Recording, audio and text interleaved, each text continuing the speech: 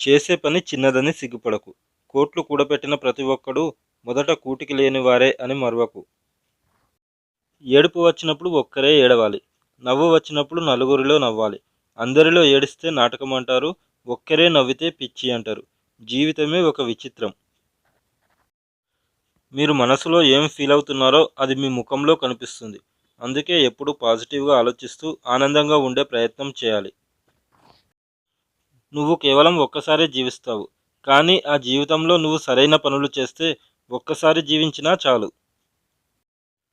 జీవితంలో మనం సాధించగలిగే సక్సెస్ ఒకటే. అది మన జీవితాన్ని మనకు నచ్చినట్లుగా జీవించగలగడమే. గతం గురించి ఎప్పటికీ గుర్తుంచుకోండి. అలాగే రేపటి కోసం ఎప్పుడూ కలలు కనండి.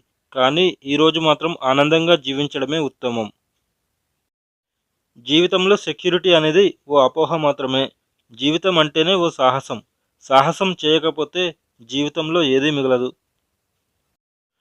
ఓటమి భయం మనల్ని కలలు కనకుండా చేస్తుంది.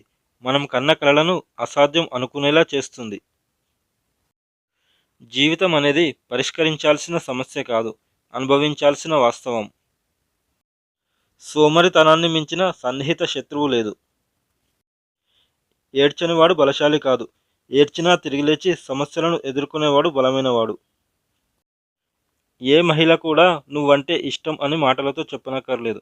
ఆమె కళ్ళలోకి చూస్తే సరిపోతుంది. ఎందుకు అంటే కళ్ళు వేల భాషలు పలకగలవు. మనిషి పుట్టిన 2-3 సంవత్సరాల వరకు మాట్లాడడం నేర్చుకుంటాడు. కానీ ఆ తర్వాత జీవితం మొత్తం నిశ్శబ్దంగా ఉండడానికి ప్రయత్నిస్తాడు. జీవితాంతం ఆనందాన్ని అందించగల అన్ని మార్గాలలో చాలా ముఖ్యమైనది స్నేహితులను సంపాదించడం. మరణానికి ఎందుకు భయపడాలి?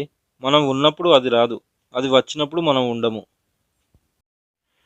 నీ గురించి నిజాలు చెప్పే వాళ్ళనే సలహాలు అడుగు. అది చేదుగా ఉన్నా నిజమే చెప్తారు. నీ గురించి డబ్బా కొట్టే వాళ్ళని అస్సలు అడగకు. చాలామంది గొప్ప వ్యక్తులు వారి గొప్ప విజయాన్ని సాధించింది ఒక గొప్ప వైఫల్యాన్ని అధిగమించిన తర్వాతే. ఏడవడం తప్పు కాదు. కింద పడిపోవడము తప్పు కాదు. ఏడ్చిన తర్వాత నవ్వకపోవడం తప్పు. కింద పడ్డ తర్వాత లేవకపోవడం తప్పు.